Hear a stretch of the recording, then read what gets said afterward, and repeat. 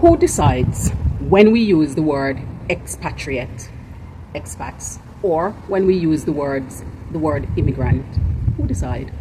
Let's jump into it.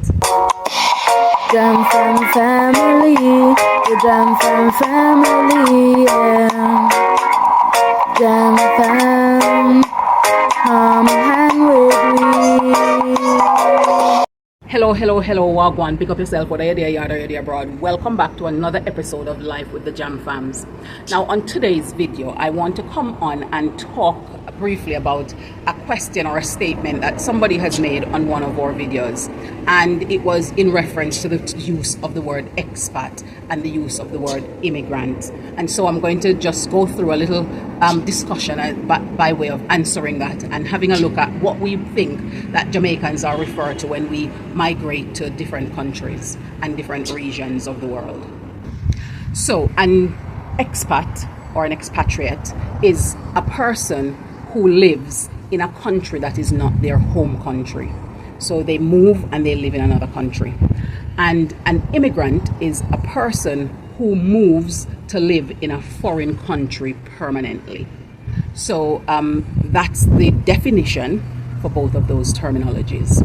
Now, I can understand, therefore, why people ask the question, why is it that one group of people are referred to as expats and another is referred to as immigrant? Those are the official definition for each of the terminologies. However, words are often used to denote context and by the social groups that are using those terminologies. And therefore, even though words might be synonymous in meaning, they can be used in a way to denote different meanings. So, for example, the word single parent or the phrase single parent. When people often hear the word single parent, they think of somebody who has been very promiscuous and have now have a baby that or a child that they now have to grow on their own because their promiscuity leads to them now not having a partner to grow their children with. Whereas when you hear of a lone parent, the term lone parent denotes that there are parents for the children, both parents, who are probably actively working to parent the child, but for some reason one of the parent happens to be away. And that could be that the parent is away either because of one parent being deceased, the parent could be away because of separation or divorce, or the other parent could be away because of serving somewhere else or due to migration, and one parent has moved with the children, and therefore that's the scenario. So in terms of those two terminologies, of course, the single parent one would be the one that would be looked at as not as good, in a good light, as the lone parent. So you get the idea. So now we're going to look at how social groups who try to distinguish groups of people who are migrating see the definition of each of those two words. Now, firstly, an expat or an expatriate is normally considered to be somebody who is moving from their home country to another country in a way that they're actually going to that country to add to its advancement. So there are people who are going there to invest and to add to the upper social class, and they're bringing wealth with them. So therefore, they're considered to be expats. So they're going there with currencies. So they're doing a currency arbitrage. They're bringing money in to invest, and they're coming in to add to the building and the upliftment of the society in a way that people consider them to be sort of a class of people who evoke change and who are entrepreneurs in their right, who will add significant value to the society. Now, on the other hand, they see immigrants as people who are coming into the country, and those people are coming in to do jobs that they consider to be highly skilled or skilled jobs. However, they're jobs or occupations that mostly the people living in that country do not want to do. And therefore, these people are coming in to do those jobs and to occupy those fields. Now, that's the way that both groups are seen. Now, one group the expats, are considered to be coming into their country to improve it and add to its opulence, whilst the other group of people are coming in, and they're coming in to do the things that nobody else wants to do, basically. So they're coming in to be that. So therefore, they are not seen as people who are going to be coming into their country and adding to its opulence. They're not seen as people who are coming in and adding to the grand building and uplifting. They don't value them in the same way coming into the country. And so hence why they use different terminologies to distinguish between the two groups of people. Now, if you've noticed in different areas that you live, where there are communities where who they considered migrants are coming into, if you notice that the people who are able to afford to move out of those communities start moving out of those communities because they don't want to be in the same community, to be associated with those people.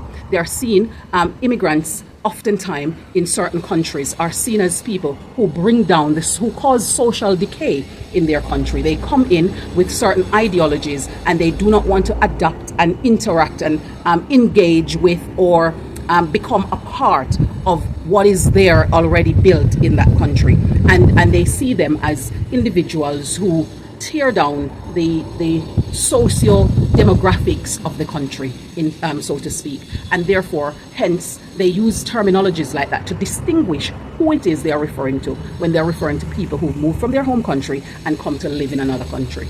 So we need to get that understanding. If you take, for example, Brixton, of course, Brixton used to be a place where a lot of immigrants, as they are described, move into. What results? Other people who used to be able to live there and can afford to, they move out of those areas. And so they tend to become communities that seem to not have a lot of investment put into them in those countries. And they seem to be a little bit more run-down communities. And in, for lack of a better word, ghettoized communities, because that's what generally become of them when they have large numbers of immigrants that have moved into certain areas. And oftentimes that's the places that they have to move to, because they need to move into places that they can afford to pay the rent for. They can afford quick access to the jobs that they are afforded in the country. And so this sort of pattern continues over time. So the terminology is defined in those ways. It's also worth noticing that if you think about different areas in the countries that you are from, if you think about the Bronx, for example, and you think about places in Toronto, for example, those are generally the things that happened when mass immigration was happening, where people were going in to do the jobs that are skilled and highly skilled labor jobs, where the people in those countries didn't want to do them. And so what happened was people who could afford to move out of those areas. And so the stereotype that was created become manifested, because the areas now don't have the level of investment that they would have had before. And of course, it has the same group of people all living in there, and people around tend not to want to so much interact and associate themselves with those group of people, because of course they bring their cultures from their own countries into those areas, and then there is this melting pot and fusion that sometimes cause conflict in those communities as well. And so the people who are living in those countries and who consider those countries to be their home tend to stay away from those areas as much as possible. And so the integration is very different. Now, the other thing that happens now, because of the fact that it results in social decay, the country has to do things to then be able to gentrify their environment socially. So what ends up happening is the law tends to be stricter in some of those areas. You find a lot of people being incarcerated, for example, or you find that there are a lot of people who get deported for whatever reason, because it's a process of attempting to gentrify their socio-demographics and bringing a certain level of culture and opulence from their perspective back into their society.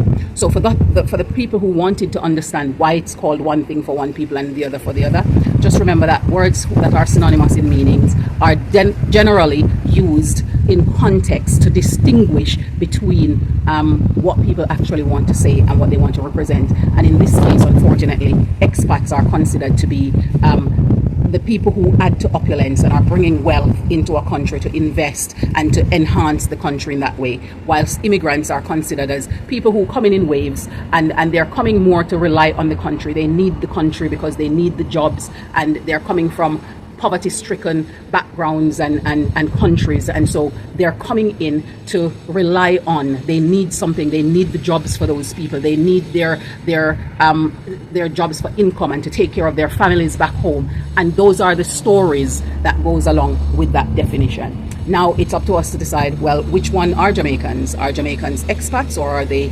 immigrants? Now it depends on where Jamaicans are going and lots of other things to factor in. So you have to factor in why Jamaicans are migrating and then be able to determine whether they can be considered as expats or whether they can be considered as immigrants. However, hopefully now, when you see us use the terminologies, you will recognize that we are using it based on what the definition of the words are, the official definition. And expats are people who move from their home country and go to another country to live permanently. Immigrants are equally the same. They leave from one country and go to a foreign country to live there permanently. So we will use both words interchangeably. However, I just wanted to say these are some of the ways in which people use them. We use them in their official definition. However, take in context how different countries use those terminologies. If you ever hear when America is talking about immigrants in their news and the groups of people that they show and the skills that they have, or what kind of laborers are they, or what class system would they fall into, because at the end it boils down to what class they fall into based on the social construct, how much money they bring, and how the perceived value that they're also bringing to the country. How dependent are they on the country, and how dependent are the countries on them? Because if you're bringing in a lot of money to invest, then the country is depending on you to build their economy. If you are going there to get their jobs to do it, although you are going there to contribute and help to build their economy and their society, they don't see it that way. They see it as you needing to come there so that you can earn money, so that you can have a better way of life and than what you were deemed to be having in your own country that you are coming from. So hopefully that's now clear for you, and you understand how those are used for the person who asked that question, and for others who are also thinking the same. I said to her, why do you want a passport? I said, when I moved here 23 years ago, they didn't ask me for passport. We came here in 1960 when the country had gone down and they need help, the hospital, the factories, everything. We were the one came here and built this country. Jamaica was the first one land here, and then other people start to come in from Barbados to drive the buses, conductor and everything, and I wasn't expecting for them to treat us like this. We are two of the Windrush people who built this country. We are British subject. We were ruled by Britain, and they asked us to come here and build the country, and we blacks build this country because the white people, them wouldn't work. That's what they told us. The white people, they wouldn't do the work. That's why they go to us and ask us to come. Jamaican was the first one to land here.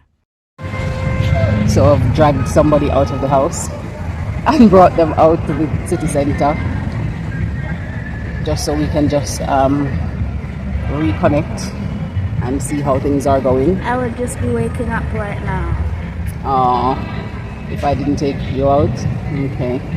But it looks nice being out, and the sun is nice and vibrant. You can see us sweating. We walked a little bit and getting a little bit hot and sweaty. So we decided to come into the park and just sit back and relax and cool ourselves down for a little bit, and then take on our journey again and go see what else is there that we need to do in the town.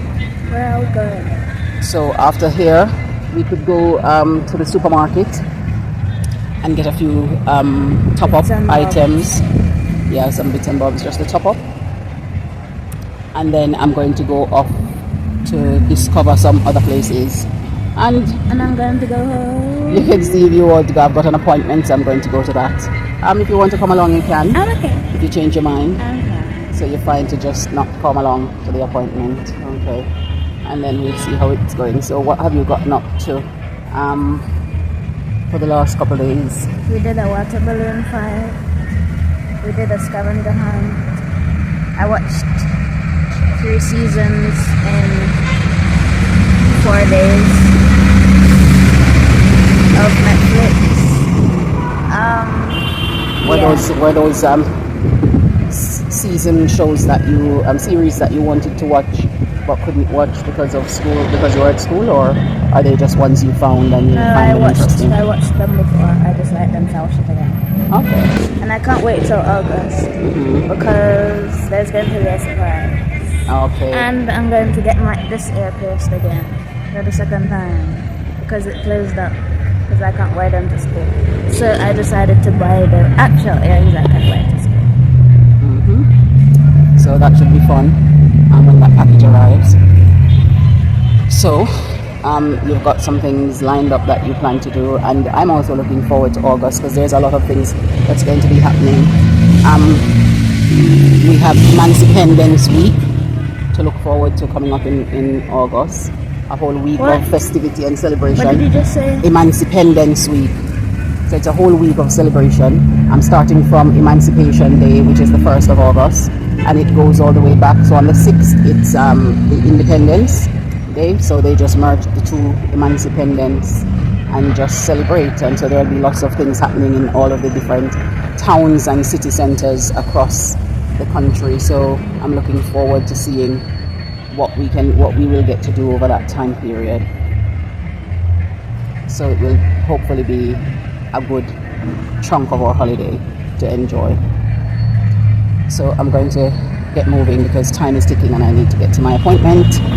So we're going to go get some of our errands done and then head off.